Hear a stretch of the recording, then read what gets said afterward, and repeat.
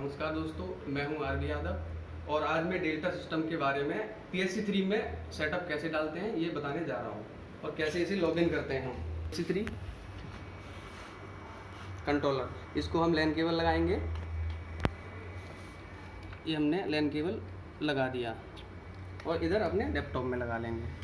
फिर हम कोई सा एक ब्राउज़र खोलेंगे, गूगल या इंटरनेट कुछ भी, अपना IP डालेंगे। इसमें IP थोड़ा प्राइवेट है तो थोड़ा सा मत दिखाना है, तो IP हम नहीं दिखा सकते हैं अभी।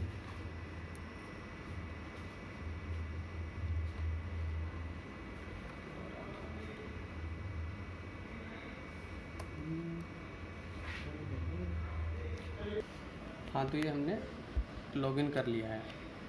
ये हमारा होम पेज है। ये हमारा वोल्टेज कितना है, अभी हमने अलग से सिस्टम लगा रखा है। ये कोई पावर प्लांट नहीं है, ऐसे ही हमने एक्सपेरिमेंट के लिए लगाया है। तो यहाँ पे आई लोड वगैरह अगर वो होगा सिस्टम पे होगा तो आई लोड शो करेगा, रेक्टिफायर होगा तो रेक्टिफायर का शो करेगा।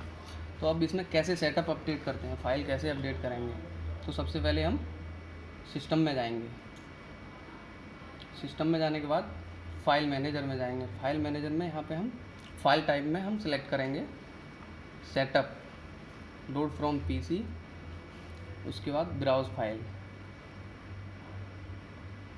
ब्राउज फाइल करने के बाद ये आपका लैपटॉप खुल जाएगा, जहाँ भी आपने जिस भी ड्राइव में जहाँ भी सेव किया है वो हो जाएगा। मैंने अपना डेस्कटॉप में सेव किया है।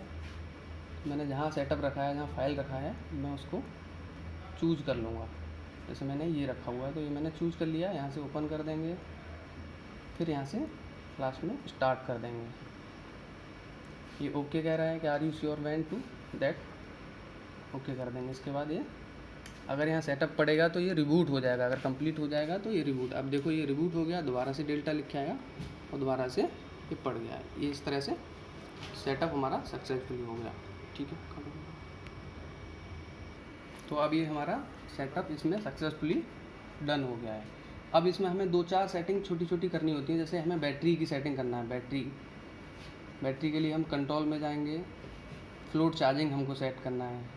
फ्लोट 54.5 ऑलरेडी सेटअप में है तो सेटअप में ही करना है। वैसे हमको 54.4 करना है, जैसे तो 54.4 कर देंगे हम। दूसरा है ये टेम्परेचर का, इसका 72 है, इसको हम 12 करना है, क्योंकि नहीं तो TC का अलार्म आएगा यहाँ डिस्प्ले में और वो बैटरी बैंक को चार्ज नहीं करेगा। उसके बाद हम एक्सेप्ट चेंज कर देंगे। एक्सेप्ट चेंज करने के बाद ये सेटिंग हमारी जब ही सेव होगी, जब तक हम यहाँ मॉडिफाइड सेव पे क्लिक नहीं करेंगे। अभी सेव हो गया, सक्सेसफुली हो गया, एक सेव हो गया। दूसरा सेटिंग हो गया जैसे बूस्ट चार्जिंग का सेट करना है, तो बूस्ट को भी सेटिंग कर सकते हैं। यहाँ से यहाँ पे 55.2 पड़ा हुआ है, इसको 50.50 कर देते हैं हम। इस तरह से इसे हम एक्सेप्ट चेंज कर देंगे। दूसरा हो गया इसकी कैपेसिटी हमको सेट करना है, बैटरी बैंक का क्या है क्या नहीं है। तो पैरामीटर में जाएंगे। पैरामीटर में जाने के बाद स्ट्रिंग सेटिंग, यहाँ पे हम पैरामीटर सेट कर देंगे। जैसे हमारा बैटरी बैंक 1200 एच है साइड पे, तो 1200 कर देंगे। उसकी कैपेसिटी अगर हमको 10% करना है तो 120 पड़ा हुआ है, अगर 20% करना है तो हम उसको 240 करेंगे। इस तरह से हम 240 कर देंगे, इसको सब चेंज कर देंगे।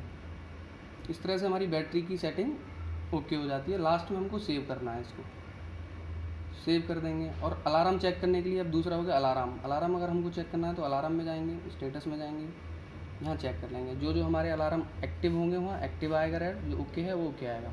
तो अभी ये कंट्रोलर है, ये सिस्टम नहीं लगा हुआ है इसमें कोई भी, तो ये सारे अलार्म दिखा रहा है, नॉन अर्जेंट अलार्म वगैरह वगैरह। सर ये सिस्टम लग जाएंगे तो कनेक्शन नहीं है, इसलिए अलार्म दिखा रहा है।